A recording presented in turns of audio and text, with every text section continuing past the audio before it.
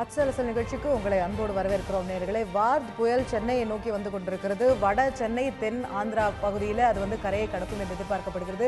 இன்னமும் சென்னையை நோக்கி நெருங்கக்கூடிய வாய்ப்புகளும் இருக்கின்றன. இன்று முழுவதுமே நிச்சயமாக சென்னையில் ஒரு பலத்த மழை இருக்கக்கூடும், பலத்த காற்று வீசக்கூடும். அந்த பள்ளிகள் கல்லூரிகளுக்கு விடுமுறை அளிக்கப்பட்டிருக்கிறது. தனியார் நிறுவனங்கள் கூட தங்களுடைய ஊழியர்களுக்கு விடுமுறை அளிக்கலாம் என்று அரசாங்கம் ஒரு அறிவுரையும் கொடுத்திருந்தது. அந்த அளவிற்கு நிச்சயமாக 100 கிலோமீட்டர் வேகத்திற்கு மேல் காற்று வீசக்கூடிய வாய்ப்பு இருப்பதாக சொல்லப்படுகிறது. நிச்சயமாக அனைவரும் பாதுகாப்பாக இருக்க வேண்டிய ஒரு கட்டாயம். அதுல அரசாங்கத்துடைய தன்னுடைய முன்னெச்சரிக்கை நடவடிக்கைகளையும் அரசும் தேசிய பேரிடர் மீட்பு குழு போன்றவர்கள் தொடர்ந்து முன்னெச்சரிக்கை நடவடிக்கைகளிலும் ஈடுபட்டு வருகிறார்கள்.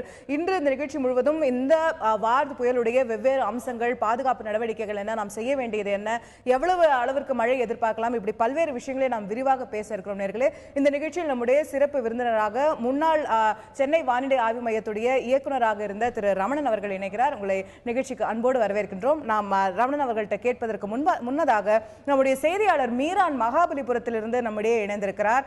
அவர் அங்க இருக்கக்கூடிய முன்னெச்சரிக்கை நடவடிக்கைகள், அங்க இருக்கக்கூடிய நிலவரம் பற்றி நமக்கு விரிவாக விளக்க இருக்கிறார். மீரான், வணக்கம். அங்க மகாபலிபுரத்தில் தற்போது மழை காற்றுடைய அளவு எப்படி இருக்கிறது, அங்க ஏற்பட்டிருக்கக்கூடிய முன்னெச்சரிக்கை நடவடிக்கைகள் என்ன, விரிவா பதிவு செய்யுங்க. மகாபலிபுரத்தை பொறுத்த வரைக்கும் இன்று அதிகாலை முதலிருந்து பலத்த மழை பெய்து வருது. கடல் சீற்றம் அதிகமாக காணப்படுகிறது. இந்த காஞ்சிபுரம் மாவட்டத்தை பொறுத்த வரைக்கும் இந்த வர்தா புயலுடைய முன்னெச்சரிக்கை நடவடிக்கை தொடர்பாக தமிழக அரசின் மூத்த ஐஏஎஸ் அதிகாரி ராஜாராமன் தலைமையில் நேற்று முதலே மகாபலிபுரத்தில் அனைத்து துறை அதிகாரிகளும் முகாமிட்டிருக்கிறார்கள். இங்கு மகாபலிபுரம் பேரூராட்சி அலுவலகத்தில் தற்காலிக முகாம் அமைக்கப்பட்டு இந்த புயல் தாக்கத்திலிருந்து பொதுமக்களை பாதுகாப்பதற்காக பல்வேறு முன்னெச்சரிக்கை நடவடிக்கைகள் எடுக்கப்பட்டிருக்கிறது. இந்த அலுவலகத்தில் தற்போது மூத்த ஐஏஎஸ் அதிகாரி ராஜாராமன் தலைமையில் காஞ்சிபுரம் மாவட்ட கலெக்டர் கஜலட்சுமி மற்றும் வருவாய்த்துறை உட்பட அனைத்து துறை அதிகாரிகளும் ஆலோசனை நடத்தி வருகிறார்கள். இது தொடர்பாக இப்போது மூத்த ஐஏஎஸ் அதிகாரிகள் இந்த காஞ்சிபுரம் மாவட்ட கண்காணிப்பு அலுவலருமான திரு ராஜாராமன் ஐஏஎஸ் அவர்களுக்கு அவர்கிட்ட கேட்போம். சார், இப்போ இந்த வர்தா புயலுக்காக நீங்கள் காஞ்சிபுரம் மாவட்டத்தில் எடுத்துள்ள முன்னெச்சரிக்கை நடவடிக்கைகள் என்னென்னு சொல்லுங்கள். நேற்றைய தினம் இரவில் மாவட்ட ஆட்சித்தலைவர் மற்றும் மாநில அரசால் நியமிக்கப்பட்டுள்ள 3 மூத்த ஐஏஎஸ் அதிகாரிகளுடன் சேர்ந்து மாவட்ட அலுவலருடன் ஒரு ஆலோசனை கூட்டம் நடைபெற்றது. அதன் அடிப்படையில் பல்வேறு தாழ்வான பகுதிகள் கரையோரத்தில் இருக்கக்கூடிய மக்களை பாதுகாப்பான இடத்திற்கு கொண்டு சேர்ப்பதற்கான நடவடிக்கைகள் எடுக்கப்பட வேண்டும் என்று அறிவுரைகள் வழங்கப்பட்டுள்ளது. பல்வேறு இங்கே காஞ்சிபுரத்தை பொறுத்தளவுக்கு 44 கரையோர கிராமங்கள் இருக்கின்றன. அதில் 9 கிராமங்கள் சென்னை மாநகராட்சியிலும் மீதம் உள்ள 32 கிராமங்களும் நம்முடைய காஞ்சிபுரம் பாதுகாப்பு நிர்வாகத்தின் கீழே வருகிறது. அந்த 32 கிராமங்களிலும் என்னென்ன நடவடிக்கைகள் எடுக்கப்பட வேண்டும், அந்த மக்கள் தேவை இருந்தால் அவர்களுடைய அந்த அருகில் இருக்கக்கூடிய அந்த சமுதாய கூடத்திற்கோ அல்லது பள்ளி கட்டடத்திற்கோ பாதுகாப்புக்காக கொண்டு சேர்க்கப்பட வேண்டும் என்றும், அவர்களுக்கு அங்கே செய்யப்பட வேண்டிய உதவி வசதிகளும் என்னென்ன செய்யப்பட வேண்டும் என்பதை பற்றியும் அவர்களுக்கு அறிவுரைகள் வழங்கப்பட்டுள்ளது. குறிப்பாக உணவு, குடிநீர் மற்றும் மின்சார வசதிகள் செய்யப்பட வேண்டும் என்று சொல்லப்பட்டிருக்கிறது. அதோடு சேர்த்து அந்த பகுதியில் இருக்கக்கூடிய மருத்துவ குழுவும் அங்கே தேவையான மருத்துவத்தை அளிக்க தயார் நிலையில் உள்ளது. இன்றைய காலை நிலவரத்தில் மிகவும் ஒரு மிதமான மழை தான் பெய்திருக்கிறது. காற்று வேகமும் குறைவாகத்தான் இருக்கிறது. ஆனால் இந்த மதியத்திற்கு மேலே அது சற்று கூடும் என்று எதிர்பார்க்கிறோம். அதனால் மக்கள் அனைவரும் பாதுகாப்பாக இருக்க வேண்டும் என்பதற்காக இப்பொழுது பல்வேறு குழுக்கள் அந்தந்த கிராமங்களில் பொதுமக்களிடம் பேசி வருகிறார்கள். தேவை இருந்தால் அவர்களை உடனடியாக அந்த பாதுகாப்பு முகாம்களுக்கு எடுத்துச் செல்வதற்கான உதவிகள் மேற்கொள்ளப்படும். இந்த பணிகளை மேற்கொள்வதற்காக NDRF என்று சொல்லக்கூடிய தேசிய இடர்பாடுகள் மீட்பு குழு அவர்கள் 2 பிளாட்டூன்ஸ் வந்திருக்கிறார்கள். மொத்தம் சுமாராக ஒரு 80 நபர்கள் இருக்கிறார்கள். அவர்களிடம் ஒரு 4 போட் இருக்கிறது. அதனால் அவர்கள் தேவை இருந்தால் இந்த தாழ்வான பகுதியில் சென்று மக்களை மீட்பதற்கான நடவடிக்கைகள் உதவி செய்வதற்கும் காத்திருக்கிறார்கள். மாநில அரசின் தீயணைப்பு துறையும் இந்த பணியில் ஈடுபட்டிருக்கிறது. அவர்களும் ஒரு 6 இடங்களில் தங்களுடைய படகுகளை வைத்து காத்திருக்கிறார்கள். அதனால் தேவையான உதவிகளை செய்வதற்கு காத்திருக்கிறோம். அது மட்டும் இல்லாமல் நெடுஞ்சாலைத்துறை அவர்களும் இன்றைய காலையிலே சோழிங்கநல்லூர் ஒரு பகுதியில் மரம் சரிந்து விழுந்ததனை உடனடியாக அகற்றி போக்குவரத்தை சரி செய்திருக்கிறார்கள். ஆகையினால் இது போன்று எல்லா துறைகளும் ஒரு தயார் நிலையிலே இருக்கிறது. தற்பொழுது நிலவரத்தை பொறுத்தளவுக்கு எந்தவித ஒரு அச்சத்திற்கும் வாய்ப்பில்லை என்று தெரிவித்துக் கொள்கிறேன். இந்த கடற்கரை பகுதியில் 44 மீனவ கிராமங்கள் இருக்குன்னு சொல்லிங்க. அதில் வந்து ஒரு 9க்கு மேலே வந்து தாழ்வான பகுதியில் இருக்கிறதா சொல்றீங்க. மாநகராட்சி இந்த கொட்டிவாக்கத்திலிருந்து தொடங்கி காஞ்சிபுரம் மாவட்ட எல்லை வரைக்கும் இருக்கிற 44 மீனவ கிராமங்களில் எத்தனை முகாம்கள் அமைக்கப்பட்டுள்ளது? எந்தெந்த கிராமங்கள் வந்து மிகவும் தாழ்வான பகுதியில் இருக்கிறது கண்டறியப்பட்டு அவர்கள் என்னென்ன நடவடிக்கை எடுத்திருக்கீங்க? அதாவது இந்த 32 கிராமங்களிலும் ஒன்றுக்கும் மேற்பட்ட இது பாதுகாப்பு முகாம்கள் இருக்கின்றன. அதாவது சமுதாய கூடமோ அல்லது பள்ளிக்கூடமோ இருக்கிறது. அது மட்டும் இல்லாமல் ஏற்கனவே கட்டப்பட்டுள்ள அந்த புயல் பாதுகாப்பு மையங்களும் இருக்கின்றன. ஆகையினால தங்கும் வசதியை பொறுத்தளவுக்கு எந்த குறைபாடும் இல்லை. ஆனால் அந்த தேவையான நேரம் ஏற்படும் பொழுது உடனடியாக அது மிக அருகாமையில் இருக்க காரணமாக உடனடியாக அவர்களை அழைத்துச் செல்வதற்கு ஏதுவாக இருக்கிறது. கடந்த நாடா புயலின் போது காஞ்சிபுரம் மாவட்டத்தில் மகாபலிபுரம் பகுதியில் அதிக அளவு மழை பெய்தது. தற்போது இந்த வர்தா புயலில் காஞ்சிபுரம் மாவட்ட பகுதியில் ஒருவேளை புயல் கரையை கடைந்தால் பொதுமக்கள் என்ன மாதிரி முன்னெச்சரிக்கைகள் இருக்க வேண்டும்? அது தொடர்பாக என்னென்ன கருத்துக்கள்? எச்சரிக்கையாக நேற்றைய தினம் மாநில அரசு பள்ளிக்கூடங்களுக்கு விடுமுறை அறிவித்துள்ளது. அது மட்டுமில்லாமல் இந்த தனியார் நிறுவனங்களும் தேவைக்கேற்ப அவர்கள் விடுமுறை விடலாம் என்பதை ஒரு ஆலோசனையாக அவர்களுக்கு ஒரு கடிதம் வழங்கப்பட்டுள்ளது. அதன் அடிப்படையில் முடிந்த அளவிற்கு தனியார் நிறுவனங்கள் அவர்களுடைய அந்த நிறுவனத்தை இன்றைய தினம் சற்று அவர்கள் விடுமுறை அளித்தால் நிச்சயமாக போக்குவரத்து குறையும், பாதுகாப்பு இன்மையும் குறையும் என்பது எங்களுடைய கணக்கு. ஆகையினால அனைவரும் இதற்கு ஒத்துழைப்பு தந்து பள்ளிக்கூடம் மற்றும் தனியார் நிறுவனங்களில் செயல்படாமல் இருந்து இன்று விடுமுறை அறிவித்தால் நன்றாக இருக்கும் என்று தெரிவித்துக் கொள்கிறேன். அது மட்டுமில்லாமல் இன்றைய தினம் அங்காங்கே நம்முடைய காவல்துறை அலுவலர்களும் ரோந்து பணியில் இருக்கிறார்கள். ஆகையினால அங்கங்கே இருக்கக்கூடிய ஏதேனும் குறைபாடுகள் பிரச்சனைகள் இருந்தால் உடனடியாக தகவல் அளித்தால் நிச்சயமாக உடனடியாக நடவடிக்கை எடுக்கப்படும். இங்கே மாவட்ட ஆட்சித்தலைவர் அலுவலகத்தில் ஒரு கட்டுப்பாட்டை இருக்கிறது. 1707 என்ற எண்ணில் 1077 என்ற அந்த எண்ணில் இயங்கி வருகிறது. அதனால் பொதுமக்கள் ஏதேனும் பிரச்சனை ஏற்பட்டால் உடனடியாக எங்களுக்கு தகவல் அளித்தால் எங்களுடைய மீட்பு குழுக்கள் உடனடியாக அங்கே செல்வதற்கான வாய்ப்புகள் இருக்கிறது. கடந்த ஆண்டு பெய்த வெள்ளத்தில் இந்த கடந்த ஆண்டு ஏற்பட்ட வெள்ளத்தில் தாம்பரம் பகுதி கடுமையாக பாதிக்கப்பட்டது. தற்போது ஏற்பட்டுள்ள இந்த புயல் காரணமாக கனமழை பெய்யும் பட்சத்தில் தாம்பரம் அதை சுற்றிவிட்ட பகுதியில் ஏதாவது வெள்ள பாதிப்பு ஏற்படும்னாலும் அதற்கு என்னென்ன நடவடிக்கைகள் எடுக்கப்படுது? அந்த வெள்ள பாதிப்பால் பொதுமக்கள் பீதி அடைவார்கள் என்ற நிலையில் உள்ள நிலையில் நீங்கள் என்னென்ன நடவடிக்கை எடுத்திருக்கீர்கள்? பொதுமக்கள் இது தொடர்பாக பொதுமக்களுக்கு வெள்ள பாதிப்பு வருமா என்பது குறித்து நீங்கள் என்ன கருத்து சொல்லுறீங்க? கடந்த ஆண்டு பெய்த கனமழையின் காரணமாக மாவட்ட நிர்வாகம், அரசு நிறுவனங்கள், அதாவது பொதுப்பணித்துறை மற்றும் உள்ளாட்சித்துறை அமைப்புகள் அனைவரும் அந்தந்த குளங்கள், வாய்க்கால்கள் அனைத்தையும் தூர்வாருவதற்கான கடுமையான பணியில் ஈடுபட்டு பல்வேறு நீருக்கு உண்டான தடங்கல்களை எல்லாம் பெருவாரியாக நீக்கப்பட்டுள்ளன. ஆகையினால இந்த ஆண்டு நீர் அதிக வெள்ளம் ஏற்பட்டாலும் கூட நீர் எந்தவித பிரச்சனை இல்லாமல் அடையாற்றுக்கு சென்று அடைவதற்கு எந்த பிரச்சனையும் இருக்காது என்று கருதுகிறோம். இருந்த போதிலும் இன்றைய தினம் கனமழை பெய்யலாம் என்ற ஒரு எச்சரிக்கை இருப்பதன் காரணமாக மக்கள் பொதுவாக வீட்டுக்குள் இருந்து இன்று விடுமுறை அனுசரித்தால் நன்றாக இருக்கும் என்று தெரிவித்துக் கொள்கிறேன். காஞ்சிபுரம் மாவட்டத்தில் புயல் காரணமாக கடலோர பகுதிகளில் நீங்கள் பல முன்னெச்சரிக்கை நடவடிக்கை எடுக்கிறீங்க. இதே மாதிரி காஞ்சிபுரம் மாவட்டத்தில் ஏற்கனவே கடந்த ஆண்டு வெள்ள பாதிப்பு ஏற்பட்ட பகுதியில் என்னென்ன நடவடிக்கைகள் எடுக்கப்பட்டுள்ளது? அங்கே வெள்ள பாதிப்பு ஏற்பட்டால் அதை எதிர்கொள்ளும் அளவுக்கு தயார் நிலையில் மாவட்ட நிர்வாகம் உள்ளதா? மொத்தம் நம்ம மாவட்ட மொத்தத்தில் இருக்கக்கூடிய எல்லா பகுதிகளுக்கும் ஒரு 51 குழுக்கள் அமைக்கப்பட்டு அவர்களுக்கு பயிற்சியும் அளிக்கப்பட்டுள்ளது.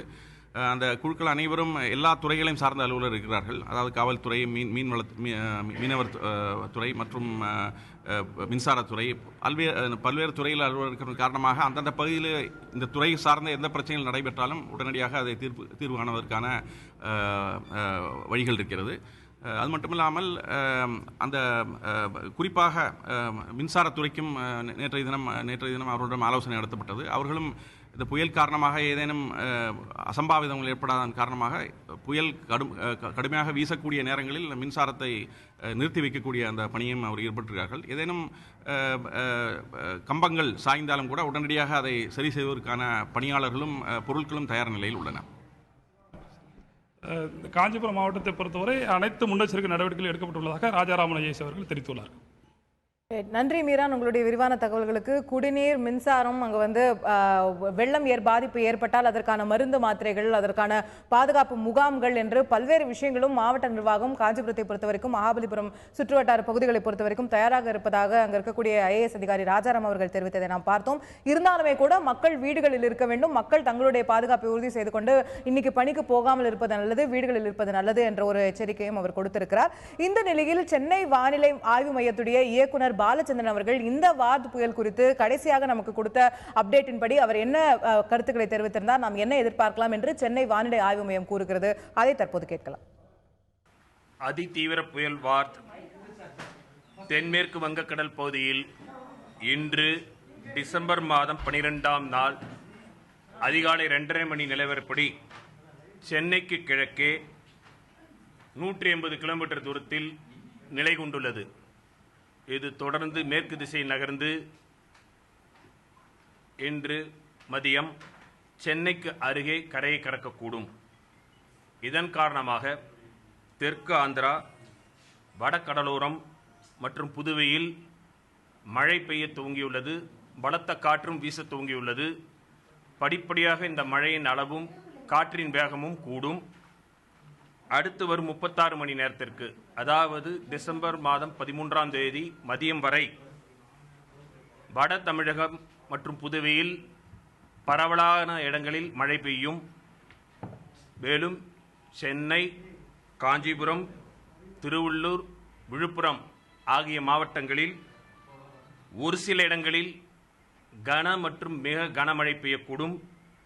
ஓரிரு இடங்களில் மிகவும் பலத்த மழை பெய்யக்கூடும். மேலும் இந்த புயல் கரையை கடக்கும் பொழுது மணிக்கு 80 முதல் 90 கிலோமீட்டர் வேகத்தில் பலத்த காற்று வீசக்கூடும். கடல் கொந்தளிப்புடன் காணப்படும். கடல் அலை சீற்றம் இயல்பை விட 1 மீட்டர் அதிகமாக இருக்கக்கூடும். மீனவர்கள் கடலுக்குள் செல்ல வேண்டாம் என்று கேட்டுக்கொள்ளப்படுகிறார்கள்.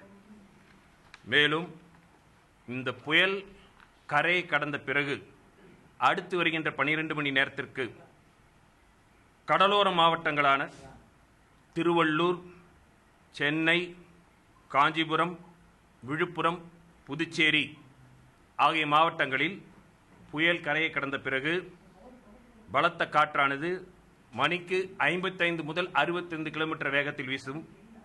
மழையும் கன மற்றும் மிக கனமழை பெய்யக்கூடும். அடுத்து வருகின்ற அதே போன்று 12 மணி நேர அளவிற்கு, அதாவது புயல் கரையை கடந்த பிறகு உள் மாவட்டங்களான திருவண்ணாமலை, தருமபுரி, கிருஷ்ணகிரி, வேலூர், சேலம், நாமக்கல் ஆகிய மாவட்டங்களில் ஒரு சில இடங்களில் கன மற்றும் மிக கனமழை பெய்யக்கூடும். காற்றானது மணிக்கு 40 முதல் 50 கிலோமீட்டர் வேகத்தில் வீசும். பொதுமக்கள் அரசு மற்றும் தேசிய பேரிடர் மேலாண்மை துறை நடவடிக்கைகளுக்கு ஒத்துழைத்து பாதுகாப்பாக இருக்குமாறு கேட்டுக்கொள்ளப்படுகிறார்கள். வானிலை ஆய்வு மையத்தில் வாட் புயலினுடைய நகர்வுகளை துல்லியமாக கணிக்கக்கூடிய அறையில் இருக்கும். இங்கு இருக்கக்கூடிய அதிகாரிகளுடைய முக்கிய பங்கு என்பது இந்த புயலானது எங்கு நோக்கி செல்கிறது, அவருடைய நிமிடங்கள் எப்படி இருக்கிறது என்பது குறித்து முழு தகவல்களையும் பெறக்கூடிய அறையாகத்தான் இந்த அறை இருக்கிறது. நீங்கள் நேரடியாக பார்க்கலாம். கணிப்பொறி உதவியுடன் நகர்வுகளை துல்லியமாக கணிக்கக்கூடிய நடவடிக்கையில் அதிகாரிகள் ஈடுபட்டு வருகின்றனர். முழு தகவல்களும் இந்த அறையிலிருந்து மூலமாகவே அதிகாரிகளிடமிருந்து பகிர்ந்து கொள்ளப்பட்டு அதன் அடிப்படையில் தொடர்ந்து தகவல்கள் கொடுக்கப்படும். ஒவ்வொரு டேட்டா பேஸும் இங்கிருந்து தான் கலெக்ட் செய்யப்படுகிறது. நவீன உபகரணங்கள் உதவியோடு இங்கு வரக்கூடிய தகவல்களை கலந்து ஆலோசித்து அதன் அடிப்படையில் புயலுடைய தாக்கம் எப்படி இருக்கிறது, அதற்கான என்ன முன்னெச்சரிக்கை நடவடிக்கை எடுக்க வேண்டும் என்பது குறித்து அனைத்து விதமான தகவல்களையும் பெறக்கூடிய நடவடிக்கையாக தான் இந்த அறையில் அதிகாரிகள் ஈடுபட்டிருக்கின்றனர். சென்னை வானிலை ஆய்வு மையத்தினுடைய இயக்குனர் பாலச்சந்திரன் இருக்கிற அவரிடம் சில கேள்விகளை முன்வைப்போம். தற்போது புயலானது எப்படி நகர்ந்து கொண்டிருக்கிறது, இந்த அறையில் என்ன மாதிரி தகவல்கள் பெறப்படும், அதன் அடிப்படையில் எப்படி புயலுடைய நகர்வுகளை துல்லியமாக கணிக்க முடியும்? அதாவது வார்து புயலானது தற்பொழுது சென்னைக்கு கிழக்கே சுமார் 180 கிலோமீட்டர் தூரத்தில் நிலை கொண்டுள்ளது. இது தொடர்ந்து மேற்கு திசையில் நகர்ந்து வரக்கூடும். இன்று மதியம், அதாவது டிசம்பர் 12ஆம் தேதி சென்னைக்கு அருகே கரையை கடக்கக்கூடும். இந்த இடத்தை பொறுத்த வரைக்கும் நீங்கள் பார்த்தீங்கன்னா, இந்த பொதுவாக வானிலை முன்னறிவிப்பு செய்வதற்கு அடிப்படையான தேவையான டேட்டாஸ், இந்த விவரங்கள் கலெக்ட் செய்யப்படுகிறது. வெவ்வேறு இடங்களிலிருந்து விவரங்கள் எல்லாம் கலெக்ட் செய்யப்படும். அதுக்கப்புறம் அந்த விவரங்கள் எல்லாம் வானிலை வரைபடங்கள் தயாரிக்கப்படும். வெவ்வேறு வகையான பகுப்பாய்வு செய்து அனாலிசிஸ் சொல்கிறாங்களே, அந்த அனாலிசிஸ் எல்லாம் செய்வாங்க. தேவையான ப்ராடக்ட்ஸ் ஜெனரேட் பண்ணிவிட்டு தென் தேசிய நிலையத்தோடு தொடர்பு கொண்டு அதன் மூலமும் கலந்து ஆலோசித்து தேவையான துறைகளுக்கான எச்சரிக்கைகள், முன்னெச்சரிக்கைகள் தேவைப்படும். 24 மணி நேரம் செயல்படக்கூடிய அறையாக இருக்குமா? இங்கு வந்து பழைய மாதிரி ஏதாவது இந்த சார்ட் வந்து ப்ரிப்பேர் பண்ணுறதுல என்னென்ன முறைகள் வந்து கையாளப்படுகிறது? பழைய முறையாகட்டும் தற்போது நவீன உபகரணங்கள் எப்படி உங்களுக்கு வந்து உபயோகமாக இருக்கிறது? அதாவது இது 24 மணி நேரம் செயல்படக்கூடிய ஒரு துறை. பொதுவாக புயல் நேரத்தில் இன்னும் அதிகமாக முனைப்படும், அனைவரும் ஒன்றாக இணைந்து செயல்படக்கூடிய ஒரு துறை. இது குழுவாக செயல்படுகிறோம். இங்கே பலவிதமான இந்த தேவையில் பார்த்துருப்பீங்க, இங்கே பரபரப்பாக இயங்கிட்டு இருக்கு இந்த நிலையில் பலவிதமான விவரங்கள் தேவைப்படும் நமக்கு. இதில் வந்து செயற்கைக்கோள்கள், ரேடார்கள், பல விதமான விவரங்கள் எல்லாமே கடவுளில் மிதவைகள் இருக்கிறது, அதை பற்றிய விவரங்கள், வானிலை மாதிரி வரைபடங்கள் தயாரிக்க வேண்டிய விஷயங்கள் இருக்கிறது. பிறகு நியூமெரிக்கல் மாடல்ஸ்னு சொல்லுவாங்க, அந்த கணினி மாதிரிகள், அதை பற்றிய விவரங்கள், இது மாதிரி பல விஷயங்கள் எல்லாமே ஒவ்வொருத்தரும் அவர்களுக்கு பங்களித்து கூட்டாக செய்கிறோம். பழைய உபகரணங்கள் எதாவது பயன்படுத்துறீங்களா, நவீன உபகரணத்தை வந்து பயன்படுத்துறீங்களா? இந்த புயல் பழைய உபகரணம் என்று சொல்வதில்லை. வானிலை துறைக்கு உலக வானிலை நிறுவனம் என்னென்ன எந்தெந்த கருவிகளை பயன்படுத்த வேண்டும் என்று சொல்லியிருக்கிறார்களோ அத்தகைய வகையான அனைத்து கருவிகளும் நம்மிடம் இருக்கிறது. தரைநிலை ஆய்வுக்கூடங்கள், வானிலை ஆய்வுக்கூடங்கள், ரேடார்கள், டாப்ளர் வகை ரேடார்கள் இருக்கிறது நம்மளிடம், செயற்கைக்கோள்கள் இருக்கிறது. எல்லா வகையான பழமை புதுமை எல்லாம் கலந்து எல்லா விதமான இதுவும் நாம் செஞ்சுட்டு இருக்கோம். 24 மணி நேரம் செயல்படக்கூடிய அறையில் அதிகாரிகள் 24 மணி நேரம் தொடர் நிகழ்வுகளாக தங்களுடைய புயலுடைய எப்படி வந்து செல்கிறது என்பது குறித்து தகவலை வந்து தொடர்ந்து வந்து பெறப்படக்கூடிய நடவடிக்கையில் ஈடுபட்டு வருகின்றனர். புதுமையான இருக்கக்கூடிய அனைத்து விதமான நவீன உபகரணங்களும் பயன்படுத்தப்பட்டு இந்த புயலுடைய நகர்வுகளை துல்லியமாக கணிக்கக்கூடிய நடவடிக்கையில் அதிகாரிகள் ஈடுபட்டு வருகின்றனர் 24 மணி நேரமும். தந்தி செய்திகளுக்காக ஒளிப்பதிவாளர் சாத்தப்பனுடன் பாஸ்கரன். ரைட். சென்னை வானிலை ஆய்வு மையத்தில் எப்படி இந்த வார்த் புயலுடைய அடுத்தடுத்த கட்டங்கள் கண்காணிக்கப்படுகின்றது, நவீன தொழில்நுட்பம் பயன்படுத்தப்படுகின்றது என்பதை சென்னை வானிலை ஆய்வு மையத்துடைய இயக்குனர் பாலச்சந்திரன் அவர்கள் தெரிவித்ததை நாம் பார்த்தோம். தற்போது நம்மிடையே வானிலை ஆய்வு மையத்துடைய முன்னாள் இயக்குனர் ரமணன் அவர்கள் இருக்கிறார். அவரிடம் இது குறித்த விளக்கங்களை நாம் கேட்டுக்கொள்ளலாம். இப்போ பாலச்சந்திரன் அவர்கள் சொன்னப்போ அதி தீவிர புயல் இந்த வார்த் அப்படின்னு சொன்னார். இந்த அதி தீவிர புயல் அப்படின்னா என்ன, அதை நம்ம என்னென்ன எதிர்பார்க்கலாம் அதி தீவிர புயலுங்கிறதுல? அதாவது காற்றின் வேகம் மட்டுமே ஒரே அளவுகோல் இந்த புயல்களை வகைப்படுத்துவதில். ஸோ அந்த அளவிலே பார்க்கும்பொழுது இன்று காலை வந்து நேற்று இரவெல்லாம் 130 கிலோமீட்டர் வேகத்தில் இந்த மையப்பகுதியில் வீசுன்னு இருக்காங்க. அதனால் அதி தீவிர புயல்னு இருக்குது. அது இப்போ மிக தீவிர புயலாக குறைந்தது, தீவிர புயலாக குறைந்துள்ளது. அதி தீவிர புயல் கிடையாது, அது வெரி சிவியர் சைக்ளானிக் ஸ்டார்ம், மிக தீவிர புயல். ஓகே, அதுலேருந்து தீவிர புயலாக மாறப்போகுது. இப்போ வெறும் சிவியர் சைக்ளானிக் ஸ்டார்ம் மாறப்போகுது. ஸோ தீவிர புயல் அப்போ 130 கீழே வந்துடும். அது ஒரு 80-90 கிலோமீட்டர் கரையை கடக்கும்போது அப்போ வெறும் புயலாக மாறிடும். ஓ, ஸோ இன்னும் அதோட தீவிரம் குறைஞ்சிக்கிட்டே வரும். ஓகே, ஸோ அப்போ கரையை கடக்கக்கூடிய நேரத்தில் எந்த அளவுக்கான காற்று இருக்கும்? அதாவது 80 முதல் 90 கிலோமீட்டர் வரை இருக்கும். 100 கிலோமீட்டர் அப்பப்போ போவதற்கான வாய்ப்பு உண்டு. 100 கிலோமீட்டர் வரை தொடுவதற்கான வாய்ப்பு உண்டு. 80 to 90 கஸ்டிங் டு 100 அப்படிமாங்க. Okay okay.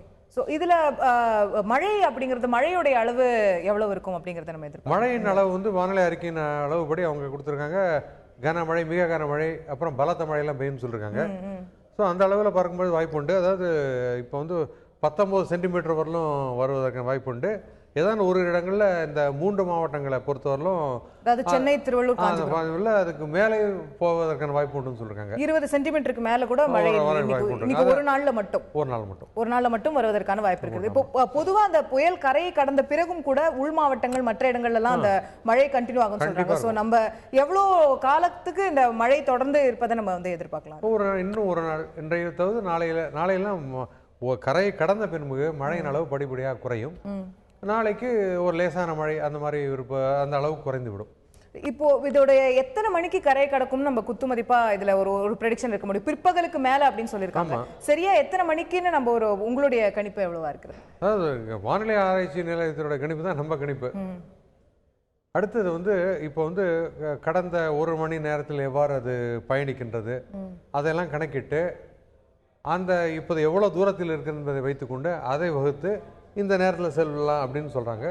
அதை பார்க்கும்போது பிற்பாலுக்கு மேலே கரை கடக்கக்கூடும்னு சொல்லியிருக்காங்க. ஸோ இப்போ பிற்பகல் நம்ம ஒரு 12-1 மணி வாக்கில் அப்படின்னு பிற்பகல்னு வச்சுக்கிட்டானா அப்போலேருந்தே நம்ம தயார்படுத்திக்கணும் அப்படின்னு வச்சுக்கிட்டா எத்தனை மணிக்கு மேலே வந்து இப்போ வெளியே போகிறத அவாய்ட் பண்ணணும்? எத்தனை மணிக்கு மேலே மிக அதிக காற்று எப்போ? இப்போவே காற்று அதிகமாக தான் இருக்கு. இப்போவே போகாத இருப்பது நல்லது தான். ஏன்னா தரைக்காற்றை போது சற்று பலமாக இருக்கும்னு சொல்லியிருப்பாங்க. ஸோ அந்த அளவில் பார்க்கும்போது இப்போது கூட 50 கிலோமீட்டருக்குலாம் கூட இருக்கும், அவ்வப்போது வரும். ஸோ அந்த அளவில் இப்போவே தயாராக இருப்பது நல்லது. ரைட். ஸோ இப்போதுலேருந்தே அந்த காற்று வீச படிப்படியாக அதிகரித்து கொண்டே வரும். ஸோ அந்த புயல் கரையை கடந்த பிறகு திரும்ப படிப்படியாக காற்று குறையும். அது உள் மாவட்டங்கள் பயணிக்கும் போது 40 முதல் 50 கிலோமீட்டர் மணிக்கு வேகத்தில் வீசணும் அப்படின்னு சொல்லியிருக்காங்க. அந்த அளவில் வலு குறைந்து விடும். ஏன்னா உராய்வு இருப்பதன் காரணத்தினால அதனுடைய வேகம் குறையும். ஸோ இப்போ இன்னைக்கு பள்ளிகள் கல்லூரிகள் எல்லாத்துக்கும் விடுமுறை, தனியார் நிறுவனங்கள் எல்லாத்துக்குமே கூட கவர்மெண்ட் வந்து அட்வைஸ் பண்ணியிருக்காங்க. நாளையும் கொடுக்க வேண்டியதற்கான வாய்ப்பு இருக்குமா? இல்லை அந்த அளவுக்கான மழை இருக்குமா? இல்லை மழை குறையும். மழைக்கும் லீவுக்கும் சம்மந்தம் இல்லை. அதாவது தாழ்வு நிலையெல்லாம் இருக்கும்பொழுது அதிகாலை நள்ளிரவு தான் மழை பெய்யும். இருந்தாலும் அதனுடைய பாதிப்பு வந்து ரோடெல்லாம் சாலைகள் பாதிக்கப்படும் இல்லையா? அப்போ என்ன பண்ணணும், அந்த மாவட்டத்தினுடைய ஆட்சியரோ இந்த முதன்மை கல்வி அதிகாரியோ அந்த ரோடெல்லாம் அந்த சாலைகள்லாம் சரியில்லை என்பத காரணத்தினால் தண்ணீர் சூழ்ந்திருப்பதன் காரணத்தினாலே அன்றைக்கு விடுமுறை அளிப்பார்கள். அந்த நிலையை பார்த்து அவர்கள் அளிக்கலாம். ரைட். ஸோ அது நாளைக்கு இருக்குமா இல்லையாங்கிறது நமக்கு இன்னைக்கு தான் தெரிய வரும். எப்படி மழை போகுது, என்ன மாதிரி இருக்குது அப்படிங்கிறத பார்த்துட்டு ஃப்ளட்டிங்கான வாய்ப்புகள் இருக்கிறதா இந்த ஒரு இதில்? போன வருஷம் மிகப்பெரிய வெள்ளத்தை நம்ம பார்த்தோம். அந்த பயம் எல்லாருக்குமே இருக்கும், வெள்ளம் திரும்ப வருமானு. வெள்ளம் வரதுக்கான வாய்ப்பு இருக்கு பாருங்க. எந்த ஏரியானா தண்ணி இருக்கா சொல்லுங்க? தண்ணி வந்தால் போறங்கிற நிலையில் இருக்கும். ஸோ தண்ணி முதல்ல ரொம்ப ஏரியில அப்புறம் பார்த்துக்கலாம். ரைட். ஸோ நிச்சயமா இப்போ தண்ணி வரக்கூடிய தண்ணி வந்து ஏரிகளில் நிரம்பி இதுவாயிடும். இதில் வந்து ரோட்ல நிற்கிறதுக்கான வாய்ப்பு குறைவு, ஏரிகளை நோக்கி போகிறதுக்கான வாய்ப்பு. குறிப்பாக அது மேற்கு நோக்கி பயணிப்பதன் காரணத்தினால் உள் மாவட்டங்களும் போகிறதுனால இந்த நீர்பிடி பகுதிகளுக்கெல்லாம் கண்டிப்பாக தண்ணி வரும். ரைட். ஸோ வெள்ளம் இந்த வாட்டி வருவதற்கான வாய்ப்புகள் குறைவு அப்படின்னு நம்ம புரிஞ்சுக்கலாம். பட் இருந்தாலுமே கூட நம்ம பேரிடர் மீட்பு குழுக்கள் தயார் நிலையில் இருக்கக்கூடியதை நம்ம பார்க்கிறோம். சென்னையிலிருந்து நம்முடைய செய்தியாளர் ராமச்சந்திரன் இணைந்திருக்கிறார். பேரிடர் மீட்பு குழுவினருடன் அவர் இருக்கிறார் என்பதை புரிந்து கொள்கிறேன். ராமச்சந்திரன் வணக்கம். அங்க பேரிடர் மீட்பு குழுவில் எத்தனை குழுக்கள் தயாராக இருக்காங்க? என்ன மாதிரி பணிகளில் தற்போது அவர்கள் ஈடுபட்டிருக்காங்க? விரிவான தகவல்களை பதிவு செய்யுங்க ராமச்சந்திரன். வங்கக்கடலில் உருவான வார்து புயல் காரணமாக சென்னை மாநகரில் கனமழை பெய்து கொண்டிருக்கிறது. இந்த மழையானது நேற்று மாலை துவங்கி இரவு அதிகாலை தற்பொழுது காலை வரை சென்னை மற்றும் புறநகர் பகுதிகளில் கனமழை பெய்து வருகிறது. பல்வேறு இடங்களில் சாலைகளில் மழைநீர் தேங்கக்கூடிய ஒரு நிலை தற்பொழுது காணப்படுகிறது. குறிப்பாக சென்னை மாநகருக்கு மிக அருகே வங்கக்கடலில் உருவான வார்து புயலானது கரையை கடக்கும் என்று வானிலை ஆய்வு மையத்தால் கணிக்கப்பட்டுள்ளது. கரையை கடக்கும் பொழுது தரை காற்று அதிக அளவில் வீசக்கூடும் என்பதால் முன்னெச்சரிக்கை நடவடிக்கையாக அரக்கோணத்திலிருந்து தேசிய பேரிடர் மீட்பு குழுவினர் சென்னை மாநகருக்கு கொண்டு வரப்பட்டுள்ளனர். குறிப்பாக இந்த தேசிய பேரிடர் மீட்பு குழுவினரை பொறுத்தவரை 2006ஆம் ஆண்டு மத்திய அரசால் உருவாக்கப்பட்டுள்ளது. இந்தியாவில் பல்வேறு பகுதிகளில் மழை, வெள்ளம், சுனாமி மற்றும் இயற்கை பேரிடர் ஆபத்துகள் ஏற்படும் பொழுது இவர்களது உதவி மிகவும் பயனுள்ளதாகவே இருக்கிறது. இதற்கு எடுத்துக்காட்டாகவே கடந்த 2015ஆம் ஆண்டு சென்னை மாநகரில் ஏற்பட்ட மழை, அதைத் தொடர்ந்து ஏற்பட்ட வெள்ளத்தில் ஏராளமான பொதுமக்கள் உயிர்களும் உடைமைகளையும் இழக்கக்கூடிய ஒரு சூழல் ஏற்பட்டது. அப்பொழுது இவர்களது உதவி மிகவும் பயனுள்ளதாகவே பார்க்கப்பட்டது. இந்தியாவை பொறுத்தவரை 12 இடங்களில் இந்த தேசிய பேரிடர் மீட்பு குழுவினர் செயல்படுகின்றனர். தமிழகத்தில் அரக்கோண பகுதியில் தேசிய பேரிடர் மீட்பு குழுவினர் அங்கு செயல்பட்டு வருகின்றனர். அங்கு தலைமை அலுவலகமாக உள்ளது. மொத்தமாக அந்த பகுதியில் 1200 பேர் உள்ளதாக சொல்லப்படுகிறது. இங்கு சென்னை மாநகரில் கிட்டத்தட்ட 2 குழுவினர் தற்பொழுது வருகிறார்கள். ஒன்று பேசின் பாலம் அருகே இருக்கக்கூடிய மாநகராட்சி பள்ளியில் தங்க வைக்கப்பட்டுள்ளார்கள். மற்றொன்று நேரு உள் விளையாட்டு அரங்கம், பெரியமேடு பகுதியில் இருக்கக்கூடிய நேரு உள் விளையாட்டு அரங்கம் அருகே இருக்கக்கூடிய கண்ணப்பர் திடலில் தங்க வைக்கப்பட்டுள்ளார்கள். இந்த குழுவுக்கு தலைமை தாங்கக்கூடிய நபர் நம்மிடம் இருக்கார், அவரிடம் கேட்போம். வழக்கமாக இந்த பேரிடர் மீட்பு குழுவினருக்கு வடமாநிலத்தைச் சேர்ந்தவர்களே தலைமை பொறுப்பை ஏற்பார்கள். ஆனால் நம்மிடம் இருக்கக்கூடியவர் விருதுநகர் மாவட்டத்தைச் சேர்ந்தவர், NDRFில் இவர் காவல் ஆய்வாளராக உள்ளார், மாரிக்கனி. அவரிடம் கூடுதலாக சில கேள்விகள் முன்வைப்போம். சார், நீங்க யார் தலைமையில் மொத்தம் எத்தனை குழுக்கள் சென்னை மாநகருக்கு வந்திருக்கீங்க? நாங்கள் வந்து 4th Battalion NDRF அரக்கோணத்துலேருந்து வந்திருக்கிறோம். Mrs Rekha Nambiar senior commander அவங்க தலைமையிலேருந்து இங்கே வந்திருக்கோம். நாங்கள் இப்போ எங்களோட டீம் வந்து ஒன்று இங்கே இருக்குது, இன்னொன்று வந்து இங்கே கண்ணப்பர் திடலில் இருக்காங்க. இது போக மணலியில் ஒரு டீம் வச்சுருக்கிறோம். மகாபலிபுரம், திருவள்ளூர் டிஸ்ட்ரிக்ட், இது போக வந்து மற்ற கடலூர் ஏரியாவிலையும் வந்து எல்லா இடத்துலையும் வந்து டெவலப்மெண்ட் பண்ணி வச்சுருக்கோம் ப்ரீ பொசிஷனுக்காக வேண்டி. இப்போ இன்கேஸ் சப்போஸ் எங்கேயாவது பிரச்சனை, ஏதாவது மரங்கள் முறிஞ்சு விழுந்தாலும், இந்த மாதிரி சமயங்களில் வந்து பொதுவாக வந்து மரங்கள் முறிஞ்சு விழுகலாம், இல்லை எலக்ட்ரிக் வயர் வந்து கட்டாயி இதாகிடலாம், இல்லை சின்ன சின்ன பில்டிங்கில் ஏதாவது கொலாப்ஸ் இந்த மாதிரி ஆகலாம். இந்த மாதிரி இதுக்கு வந்து நாங்கள் வந்து தேவையான எக்யூப்மெண்ட்ஸ் எல்லாமே நாங்கள் வச்சுருக்கிறோம் நாங்கள் இங்கே. ஸோ அதை வந்து சப்போஸ் வந்து ரோடு பிளாக் ஆகிடலாம், அந்த மாதிரி இடங்களில் மரத்தை கட் பண்ணி இமீடியட்டாக வந்து ரோடை வந்து ஓப்பன் பண்ணி கொடுக்குறது. சப்போஸ் சின்ன குடிசை பகுதி அந்த மாதிரி இதில் வந்து ஏதாவது ஒன்று விழுந்து ஏதாவது ஒன்று ஆகிப்போச்சு அப்படின்னா பில்டிங் கொலாப்ஸ் அந்த மாதிரி இருந்தால் அதுக்கு வந்து நாங்கள் வந்து ஹெல்ப் பண்ணி கொடுக்குறதுக்காக வேண்டி நாங்கள் என்ன மாதிரியான உயிர் காக்கக்கூடிய உபகரணங்களை கொண்டு வந்திருக்கீங்க? இப்போ வந்து என்ன கேட்டிங்கன்னா, சப்போஸ் இங்கே வந்து இப்போ இந்த புயல் அப்படிங்கிறதுல வந்து ஜாஸ்தியாக மழை வந்து அந்தளவுக்கு தண்ணி தேக்கங்கள் வந்து இருக்காது. இன்கேஸ் இருந்தாலும் கூட வந்து அதை ரிட்டாலிட் பண்ணுறதுக்காக வேண்டி எங்கள்கிட்ட வந்து ரப்பர் போட் இருக்குது, அதுக்கு ஓபிஎம் ஜெல்லி மிஷின் இருக்குது. அந்த போன வட்டம் வந்து சென்னை வெள்ளம் வந்திருந்தப்போ வந்து நிறையா ரெஸ்கியூ பண்ணோம். அதே மாதிரி வந்து பண்ணக்கூடிய எக்யூப்மெண்ட்ஸ் இருக்குது. இது போக சப்போஸ் வந்து மரங்கள் ஏதாவது முறிஞ்சு விழுந்தாலும் அதை இமீடியட்டாக கட் பண்ணி எடுக்கிறதுக்காக வேண்டி எங்ககிட்ட வந்து அதுக்குரிய கருவிகளும் உண்டு. இது போக சப்போஸ் பில்டிங் ஏதாவது வந்து கொலாப்ஸ் ஆகிருச்சுனாலும் கூட அதில் வந்து இடையில இருக்க அந்த இரும்பு கம்பிகள் இந்த மாதிரி இதுங்களை அதில் கட் பண்ணி எடுக்கிறதுக்காக வேண்டி இமீடியட்டாக கட் பண்ணி எடுக்கலாம். அந்த மாதிரி எக்யூப்மெண்ட்ஸ் அதுவும் வந்து எங்கள்கிட்ட இருக்குது நிறைய. இப்போ நீங்கள் உங்களுக்கு தகவல் எங்கேருந்து வரும்? இப்போ இந்த பகுதியில் இருக்கக்கூடியவங்களுக்குலாம் வந்து மின் இணைப்பு, தொலைத்தொடர்புலாம் துண்டிக்கக்கூடிய வாய்ப்பு இருக்குதா வானிலை ஆய்வு மையத்தில் கணிக்கப்பட்டிருக்குது. உங்களுக்கு எப்படி தொலைத்தொடர்பு கம்யூனிகேட் பண்ண முடியும்? எந்த மாதிரி நவீன ஆயுதங்கள் வச்சுருக்கீங்க?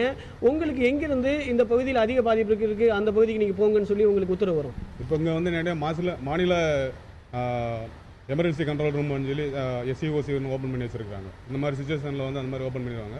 அவங்ககிட்ட இருந்து எங்களுக்கு வந்து இமீடியட்டாக எந்த ஒரு மெசேஜ் வரும். உங்களுக்கு வந்து அவசர உதவி நம்பர் வந்து கொடுத்துருக்காங்க, பப்ளிக்காக வந்து கொடுத்துருக்காங்க. அவங்களுக்கு சப்போஸ் எங்கே ஒரு எமர்ஜென்சி ஆகி போச்சு அப்படின்னா அந்த நம்பரில் அவங்க கால் பண்ணி சொன்னால் போதும். அவங்க வந்து நியர்பை அங்கே பக்கத்தில் எந்த டீம் வந்து லொக்கேட் ஆகிருக்காங்களோ அவங்களுக்கு இமீடியட்டாக மெசேஜ் கொடுப்பாங்க. அவங்க இமீடியட்டாக போய் அங்கே போய் ரெஸ்பாண்ட் பண்ணுற மாதிரி செட்டப் பண்ணி வச்சுருக்காங்க.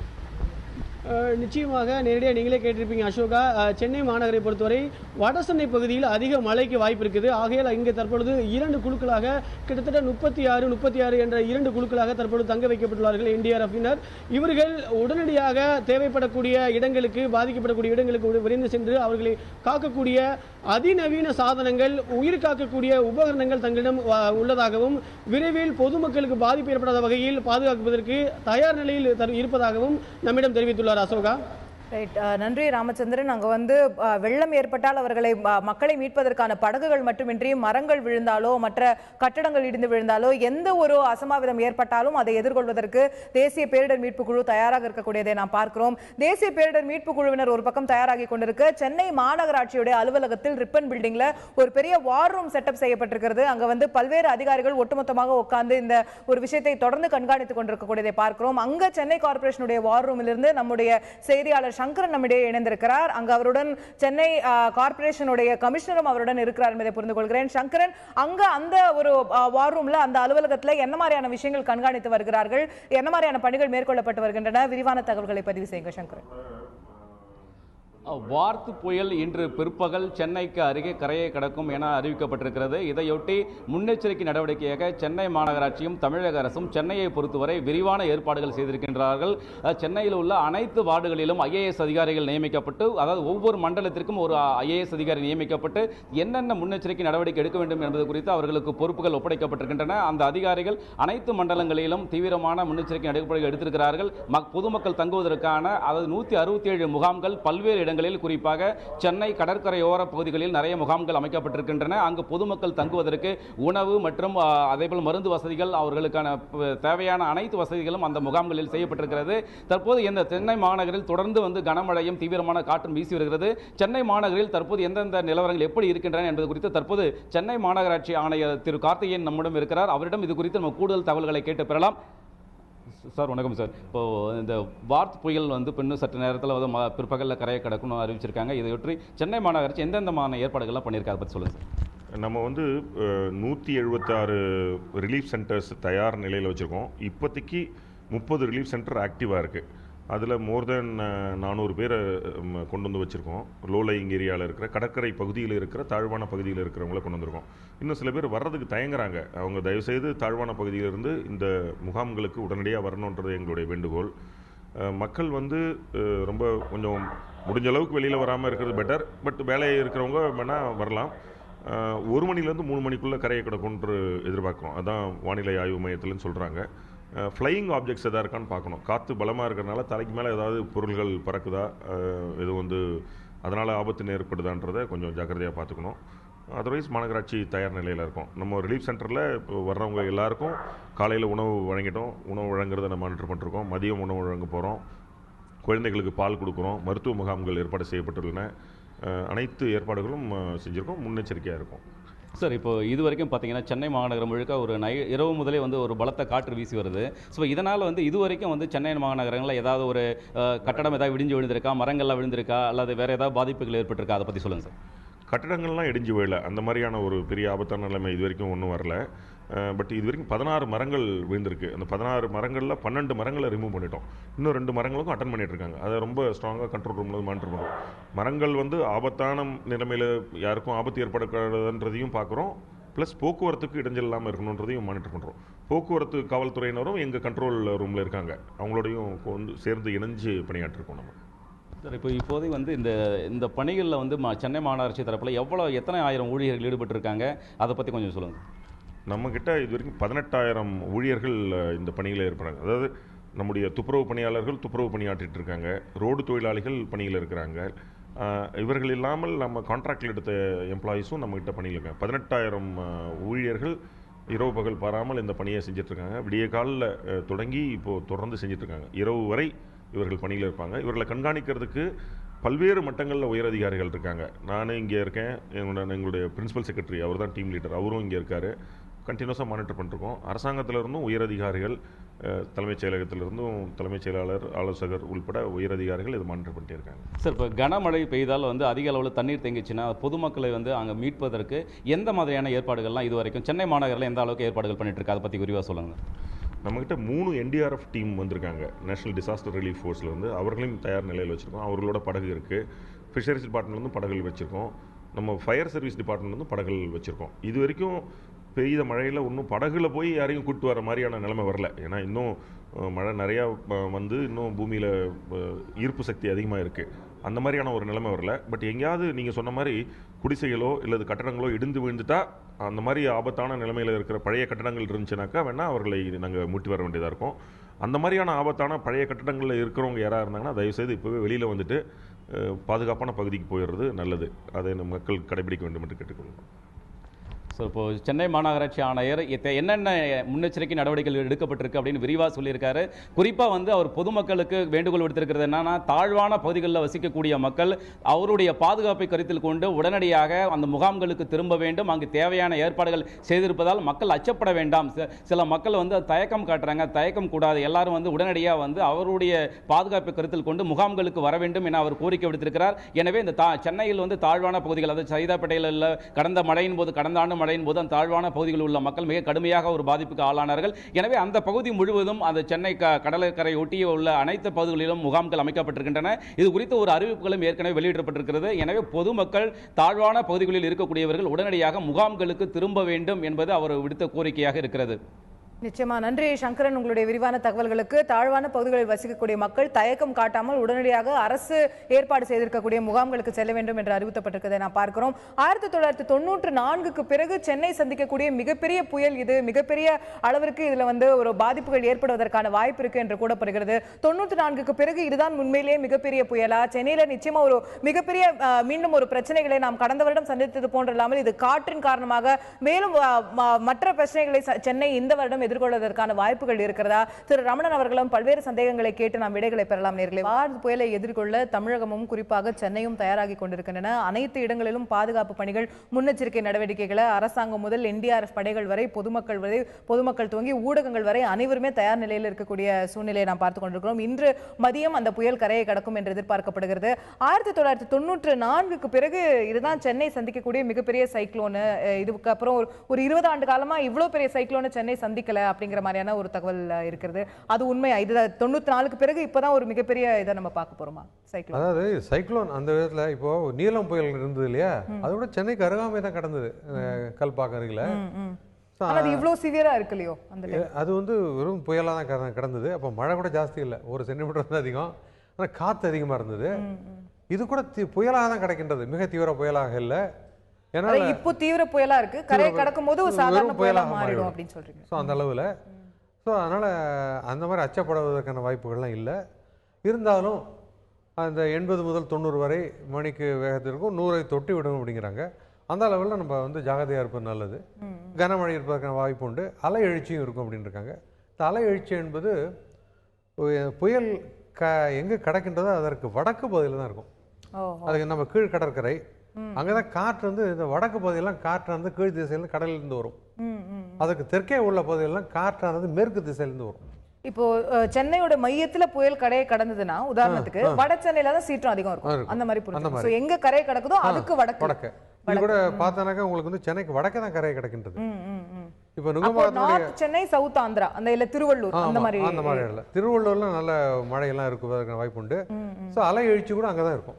சோ பழவேற்காடு போன்ற பகுதிகள் எல்லாம் கடல் நீர் உள்ள வர்றதுக்கு அதுக்கான வாய்ப்புகள் இயல்பை காட்டிலும் 1 மீட்டர் அதிகமா இருக்கும் சொல்றாங்க அலை எழுச்சி.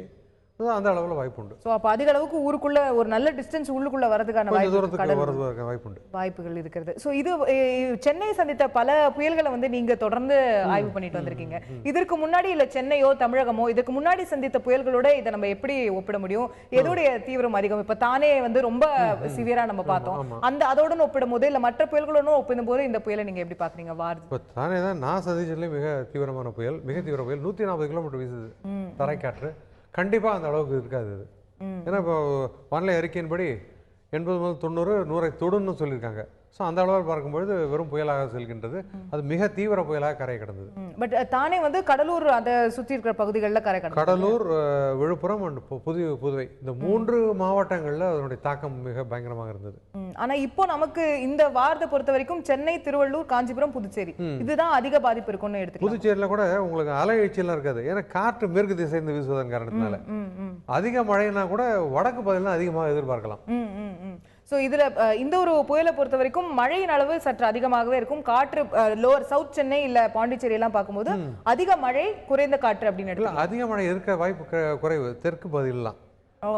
உங்களுக்கு வந்து வடக்கு பகுதியில் தான் உங்களுக்கு வந்து மழையின் அளவு மழையும் அதிகம், சீற்றம் எல்லாமே வடக்குல தான் அதிகம் அப்படிங்கிறது தான் நம்ம புரிஞ்சுக்க முடியுது. ஸோ இந்த ஒரு சிஸ்டம் வந்து இப்போ கிட்டத்தட்ட நம்ம காலையில பார்த்தபடி ஒரு 150 கிலோமீட்டர் கிட்ட தூரத்துல கரையில இருந்து இருக்கு அப்படின்னு சொல்றாங்க. இது எந்த வேகத்துல வந்து கரையை நோக்கி வரும், எப்போ இது கிராஸ் பண்ணணும்? பொதுவாக ஒரு 15 கிலோமீட்டர் வேகம்னு வச்சுட்டா கூட ஒரு 10 hours அப்படின்னு வச்சுக்கலாம். சில நேரம் கொஞ்சம் சீக்கிரமா கூட வந்துட வாய்ப்பு உண்டு. அதாவது இப்போ 80 கிலோமீட்டர்ல இருந்து 90 கிலோமீட்டர் வேகத்துல காற்று வீசும்னு சொல்றாங்க. அந்த வேகம் வேற, அந்த புயலோட வேகம் வேற. அதை எப்படி பிரிச்சு புரிஞ்சு? அதாவது இந்த நிகழ்வுடைய இருக்கு இல்லையா, இந்த சிஸ்டம் அப்படின்னு சொல்லியா, அந்த புயல் ஒட்டுமொத்த புயல் அது வந்து இப்போ பார்த்தா ஒரு செயற்கைக்கோள் படத்தில் பார்க்கும்போது ஒரு சாலிட் ஆப்ஜெக்ட் மாதிரி தோணும். ஒரு சாலிட் ஆப்ஜெக்ட் போல ஒரு உருவம் இருக்கும். ஒரு திடப்பொருள் மாதிரி, திடப்பொருள் அல்ல, அது வந்து வெறும் ஒரு சலனம் மட்டுமே, டிஸ்டர்பன்ஸ், சலனம். அது வரது கடல்லேருந்து மேகங்களை உருவாக்கிக்கின்றது, மழையை கொடுக்கின்றது.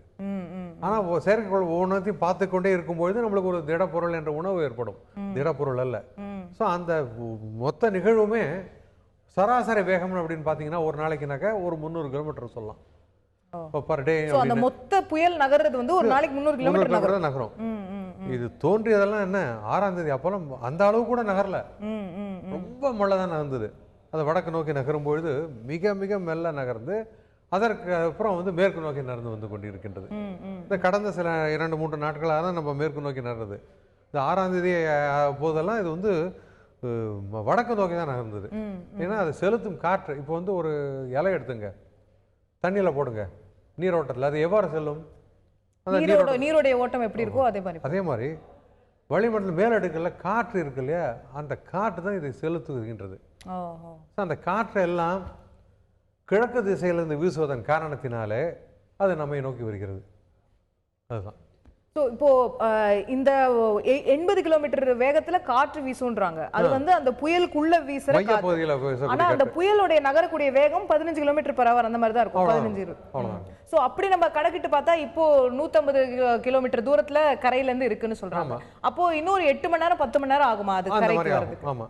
சோ அப்போ இப்போ காலை நம்ம 8 மணி 9 மணில இருக்கோம்னா இன்னொரு 8 மணி நேரம் மாலை 4 மணி வரைக்கும் கூட அந்த நேரத்துக்கு வருவதற்கான வாய்ப்பு உண்டு. இப்போ பிற்பகல் அப்படின்னு சொல்லிருக்காங்க 2 அல்லது 1 மணி இல்ல 2 மணின்னு. ஆனா அது அதிகபட்சம் 4 மணி 5 மணி வரைக்கும் கூட ஆக வாய்ப்பு. 4 மணி கூட ஆகலாம். இன்னொன்று அது கரையை கடக்கும்போது தயவு செய்து யாரும் வெளில போகாது இருப்பது நல்லது சில மணி நேரத்துக்கு.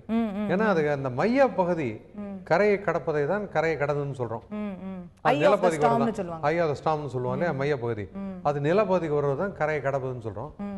அது கடந்த பின்பு கூட எதிர் திசையிலிருந்து காற்று வீச தொடங்கும், மேற்கு திசையிலிருந்து. அப்ப இங்க இருந்து இந்த பக்கம் உள் மாவட்டத்திலிருந்து வெளியே வரும். ஸோ அந்த காலகட்டங்களில் வரும்போது கண்டிப்பாக யாரும் வெளியில போகாத இருப்பது நல்லது. ரைட். ஸோ அதிகமாக வெளியவே ஸ்டெப் அவுட் ஆகாமல் இருப்பது குறிப்பாக மீனவர்களுக்கும் கடல் பகுதியில் அந்த மாதிரி எச்சரிக்கைகள்லாம் கொடுக்கப்பட்டிருக்கிறது. இதில் ஒட்டுமொத்தமாக பார்க்கும்போது இன்றும் நாளையும் சரி மக்கள் எடுக்க வேண்டிய முன்னெச்சரிக்கை நடவடிக்கைகள் நீங்கள் என்ன சொல்லுவீங்க? நம்ம வீட்டில் இருக்கிறவங்க என்ன செய்யணும்? அதான் நம்ம வீட்டில் இருக்கிறவங்க வந்து வீட்டை விட்டு வெளியே செல்லாத இருப்பது நல்லது. சில தாழ்வான பகுதிகளெல்லாம் இருப்பவங்களாம் மேடான பகுதிக்கு வர வேண்டும், அது எந்த ஒரு சந்தேகமும் இல்லை. சில தாழ்வான பகுதிகளெல்லாம் தண்ணீர் மாசுபடுவதற்கான வாய்ப்பு உண்டு. எது சாக்கடை தண்ணி, நல்ல கணத்தண்ணி கூட கலப்பதற்கான வாய்ப்பு உண்டு. ஆனால் நல்ல நீரை பாதுகாப்பாக வீட்டில் வைத்துக் கொள்வது நல்லது. அடுத்தது மின்தடை ஏற்படுவதற்கான வாய்ப்பு உண்டு. ஏன்னா காற்று பலமாக வீசினால் இந்த மின் இணையமும் தொலைத்தொடர்பு இணையமும் பாதிக்கப்படுவதற்கான வாய்ப்பு உண்டு. ஸோ அதனால் வந்து ஒரு டிரான்சிஸ்டர் போன்ற சாதனங்கள் மூலம் புகையியல் நிலவரத்தை தெரிந்து கொள்வதற்கான முயற்சிகளை எடுத்துக்கொள்ளலாம். டார்ச் லைட்டு வைத்துக் கொள்ள வேண்டும். மருந்துக்கள், நல்ல நீர், நல்ல உணவு எல்லாம் பாதுகாப்பாக வைத்துக்கொள்வது நல்லது. பவர் கட் இருக்கிறதுக்கான வாய்ப்பு இருக்கு உண்டு. ஏன்னா காற்றின் வேகம் அதிகமாக இருக்கும்போது அவர்களே அதை தடை செய்து விடுவார்கள். ஸோ சுமார் எத்தனை மணி நேரம் நமக்கு பவர் கட், எவ்வளவு நேரம் பவர் கட் இருக்கிறதுக்கான அந்த காற்றின் வேகம் குறையும் பொழுது அப்போதான் திரும்ப கொடுப்பாங்க. ஸோ இப்போ இன்னைக்கு ஒரு மத்தியானத்துக்கு மேல அநேகமா மின்சாரம் துண்டிக்கிறதுக்கான வாய்ப்பு உண்டு. அது புயல் கரையை கடந்த பிறகுதான் திரும்ப நமக்கு மின்சாரம். ஸோ கிட்டத்தட்ட ஒரு 5-6 மணி நேரங்கள் மின்சாரம் தடை இருப்பதற்கான வாய்ப்பு இருக்கிறது. ஸோ இந்த நிலையில நம்முடைய பழவேற்காட்டிலிருந்து நம்முடைய செய்தியாளர் பாலாஜி அவர்கள் இணைந்திருக்கிறார். அங்க வந்து இருக்கக்கூடிய அங்க கடல் நீர் உள்ளே புகுவது போன்ற விஷயங்கள் வந்து அங்க பார்க்க முடிகிறது என்ற செய்திகள் நமக்கு வந்து கொண்டிருக்கின்றன. அது பற்றி விரிவான தகவல்களை கேட்போம். பாலாஜி வணக்கம். அங்க பழவேற்காட்டில் இருக்கக்கூடிய சூழ்நிலை என்ன சொல்லுங்க? கடல் நீர் வீடுகளுக்குள் புகுந்திருப்பதாக சில செய்திகள் வருகின்றன. அங்க என்ன நிலவரம் இருக்கிறது? விரிவான தகவல்களை சொல்லுங்க பாலாஜி. ஆமா, தற்போது வந்து கனமழை தொடர்ந்து கனமழை பெய்து கொண்டு வருகிறது. கடலின் சீற்றம் அதிகமாக காணப்படுகிறது. பழையற்காடு உள்ள 20 மீனவ கிராம பகுதிக்குள் கடல் நீர் கிராமத்துக்குள் புகுந்தது. அங்க உள்ள அனைத்து மீனவர் மக்கள் மற்றும் பொதுமக்களை வந்து தற்போது மாவட்ட நிர்வாகம் உடனடியாக அதிரடி படையினரை வைத்து அங்கிருந்து பொன்னேரி தனியார் மண்டபங்களில் வந்து தங்க வைப்பதற்காக நடவடிக்கை எடுத்துருக்காங்க. தற்போது மொத்த அங்க இருக்கிற மீனவர்களை அங்கிருந்து காலி செய்து இங்க பொன்னேரிக்கு கொண்டு வர பணிகள் நடந்து கொண்டிருக்கிறது. இந்த பழையற்காடில் வந்து பேக் வாட்டர் என்று சொல்லக்கூடிய அந்த தண்ணீரும் மற்றும் கடல் தண்ணீர் இரண்டும் சேர்ந்த மாதிரி தண்ணீர் வந்து அந்த பழையற்காடு 20 மீனவர் கிராமங்களுக்கு புகுந்து விட்டது. தற்போது நாம இப்ப இருக்கிற வந்து கோரக்குப்பம் பகுதி. இந்த கோரக்குப்பம் பகுதியில வந்து 2004ஆம் ஆண்டு சுனாமி அப்போ வந்து 6 குழந்தைங்க உட்பட 8 பேர் உயிர் இருந்தாங்க. இந்த இடத்துல தான் அதிகமா உயிர் இருந்தாங்க. அந்த பகுதியில் அந்த மக்கள் வந்து 200க்கும் மேற்பட்டோர் கடலின் சீற்றம் அதிகமாக வச்சு புயலின் எண்ணிக்கை வந்து அதிகமாக இருக்கக்கூடிய நிலையில கடலின் சீற்றம் அதிகமாக இருக்கு. தற்போது இந்த கோரைக்குப்பம் கிராமத்திலும் நீர் உள்ள புகுற அபாயம் ஏற்பட்டிருக்கு. ஆனால் அந்த 200க்கும் மேற்பட்ட மக்கள் இங்க இருந்து வெளியேற மாட்டேறாங்க. அதாவது சுனாமி காலத்திலிருந்து தங்களுக்கு வீடு கட்டி தருவதாக அரசாங்கம் வந்து உறுதியளித்த நிலையில இதுவரை வீடுகள் கட்டித்தராத நிலையினால் தற்போது இந்த இடத்தை விட்டு வெளியில வர முடியாது சொல்லிட்டு அவங்க வந்து போராட்டங்களில் ஈடுபட்டு வராங்க. இதனால் வந்து மாவட்ட வருவாய் அதிகாரி முத்து வந்து பேச்சுவார்த்தை நடத்திட்டு வரார். அந்த பேச்சுவார்த்தை தோல்வியை சந்தித்து வருகிறது. அவர்களை வெளியேற்றவில்லை என்றால் ஆபத்தான நிலைமையில் அவர் தள்ளப்படுவார் என்று எதிர்பார்க்கப்படுகிறது. ரைட். நன்றி பாலாஜி, உங்களுடைய விரிவான தகவல்களை பதிவு செய்ததற்கு. அங்க நிலவக்கூடிய சூழ்நிலை ரொம்ப வித்தியாசமா பார்க்குறோம். அங்க கிராமங்களுக்குள்ள தண்ணி வந்த பிறகு அதிரடியாக அங்க இருக்கக்கூடிய நிர்வாகத்தில் இருக்கக்கூடியவர்கள் மக்களை வெளியேற்றக்கூடிய நடவடிக்கையில் இருக்கும்போது மக்கள் அங்க ஒரு சின்ன போராட்டத்தை நடத்தி நாங்க வரமாட்டோம்னு சொல்ற ஒரு காட்சிகளை பார்க்குறோம். ஏன்னா ஏற்கனவே எங்களுக்கு நிவாரணம் வரல, பல கருத்துக்கள் அவங்க சொல்றாங்க. இந்த மாதிரி சூழ்நிலைகள் நம்ம எப்படி பார்க்கறது? அது குறிப்பா பழவேற்காட்டில் தான் நீங்க அதிகமா காத்திருக்கும்னு சொல்றீங்க. கண்டிப்பாக இருக்கும். ஏன்னா அலையெழுச்சி இருக்கும். எனக்கு அது மையத்துக்கு பகுதிக்கு வடக்கில் இருப்பதன் காரணத்தினால அலையெழுச்சி கண்டிப்பாக இருக்கும். காற்றின் வேகம் அதிகமாக இருக்கும். கண்டிப்பாக மக்கள் உயிர் வந்து விலை மதிப்பு இல்லாதது. கண்டிப்பாக உயிர் பாதுகாக்கப்பட வேண்டும். அவங்க வெளியில் வருவதுதான் நல்லது. நிச்சயமா அங்கே வந்து அவங்களுக்கு பல்வேறு கோரிக்கைகள் இருக்கலாம். ஆனாலுமே மக்கள் அங்கிருந்து உடனடியாக வெளியேற வேண்டியதுதான் அவசியம் என்ற கருத்து இங்கே முன்வைக்கப்படுகிறது. இறுதி அவங்கள்ட்ட கேட்க விரும்பக்கூடிய விஷயம் ரமணன் சார், இந்த வருஷம் நம்ம வந்து ஒரு ரெயின் வந்து நமக்கு முதல்ல ஏப்ரல் மேல ஜூன்ல சொன்ன ஒரு ஃபோர்காஸ்ட் படி பார்த்தோம்னா வழக்கத்தை விட அதிகமா 100% மேல இந்த வாட்டி நமக்கு மான்சூன் இருக்கும், மழை இருக்கும்னு சொன்னாங்க. ஆனா நம்ம தொடர்ந்து வந்து ஒரு வறட்சியை தான் பார்த்துட்டு வந்தோம். பெரிய அளவுக்கான மழை இல்லை. அந்த வகையில பார்க்கும்போது இந்த ஒரு சிஸ்டம் நமக்கு ரொம்ப முக்கியத்துவம் பெறுகிறது. இந்த வருஷம் இது வரைக்கும் நமக்கு எவ்வளவு மழை வந்திருக்கு, இந்த வார்தாவை நம்ம எவ்வளவு அளவுக்கு நம்பி இருக்கோம் மழைக்காக? அதாவது இப்போ 44 சென்டிமீட்டர் 3 மாதத்துக்கு வரணும். October, November, December. இதுவரையிலும் 13 சென்டிமீட்டர் தான் வந்திருக்கு. இன்னும் 31 சென்டிமீட்டர் வரணும். இந்த 31 சென்டிமீட்டர் வந்து இந்த நாட்கள்லேருந்து இந்த 11ஆம் தேதி 12ஆம் தேதியிலேருந்து 31க்குள்ளே வருங்கிறது எதிர்பார்க்குறது கடினம். 31 சென்டிமீட்டர். ஸோ அந்த அளவில் ரொம்ப கடினம். ஒரு புயல் போன்ற நிகழ்வுலாம் தானே புயல் இருந்தது இல்லையா, அன்றைக்கு ஒரே ஒரு நாளில் பெய்த மழையே 3 சென்டிமீட்டர். அது வந்து இந்த மாநிலம் முழுவதும் எடுத்துக்கொண்ட மழை பார்த்தா. ஸோ அந்த அளவுலாம் இதில் வராது. ஏன்னா வடகோடி மாவட்டங்கள் இந்த மாவட்டங்கள் தான் அதிகமான மழை பெறும். ஸோ அதனால் வந்து நம்ம எதிர்பார்க்க முடியாது. ஆனால் இந்த புயல் சென்ற பிறகு கூட மழை வரும். ஒரு மிதமான மழையெல்லாம் வருவதற்கான வாய்ப்பு உண்டு, வேறு நிகழ்வுகள் மூலம் வருவதற்கான வாய்ப்பு உண்டு. இருந்தாலும் இந்த 31 சென்டிமீட்டர் வந்து இயல்பு நிலைக்கு திரும்ப நம்ம எதிர்பார்க்க முடியாது.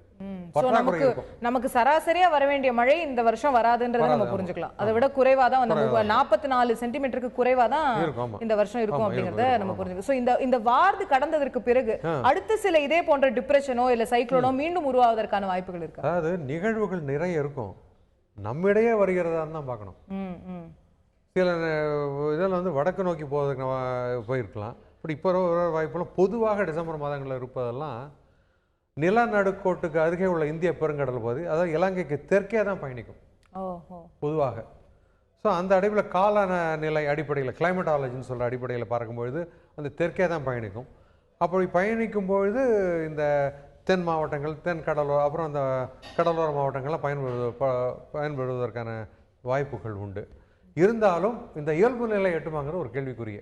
ரைட். ஸோ நமக்கு வந்து இந்த வருடத்திற்கு வர வேண்டிய சராசரி மழை வரப்போகிறதா என்ற கேள்விக்குறி இருக்கிறது நிச்சயமாக. ஆனால் அதற்கு இந்த வார்டு புயல் என்பது நமக்கு தற்போது மழை தேவைப்படுகிறது. நம்முடைய ஏரிகளில் நீர்மட்டம் குறைந்து காணப்படுகிறது, நம்மளுடைய நிலத்தடி நீர் குறைந்து காணப்படுகிறது எனும்போது இந்த வார்டு புயலால் கொடுக்கக்கூடிய மழை நிச்சயமாக நமக்கு மிக தேவையான அவசியமான மழை என்பதை பார்க்கிறோம். அதே சமயம் இந்த பலத்த காற்று வீசக்கூடியதற்கான வாய்ப்பு இருக்கிறது. மக்கள் நிச்சயமாக பாதுகாப்பாக இருக்க வேண்டிய அவசியத்தையும் நாம் உணர முடிகிறது. அதற்கான முன்னெச்சரிக்கை நடவடிக்கைகளை அரசும் எடுத்து வருகிறது, மக்களும் அதற்கான ஒத்துழைக்க வேண்டும் என்ற கோரிக்கைகள் முன்வைக்கப்படுகிறது. தற்போது இந்த நிகழ்ச்சியை நிறைவு செய்தாக வேண்டும் நேயர்களே. தொடர்ந்து தந்தி தொலைக்காட்சியில் அடுத்தடுத்த கட்டங்களாக இந்த வார்டு புயலை நாம் தொடர்ந்து கண்காணிக்க இருக்கிறோம், தொடர்ந்து புயலை பின்தொடர இருக்கிறோம்.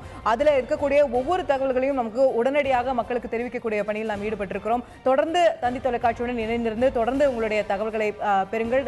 திரு ரமணன் அவர்களும் தொடர்ந்து இணைந்திருந்து உங்களுக்கான பல்வேறு விஷயங்களை, பல்வேறு தகவல்களை தொடர்ந்து வழங்க இருக்கிறார். தற்போது இந்த நிகழ்ச்சியை நிறைவு செய்கிறோம். நிகழ்ச்சியில் கலந்து கொண்ட ரமணன் அவர்கள், அனைத்து செய்தியாளர்களுக்கும் நன்றி, பார்த்த உங்களுக்கும் நன்றி. தந்தி தொலைக்காட்சியுடன் தொடர்ந்து இணைந்திருந்தோம்.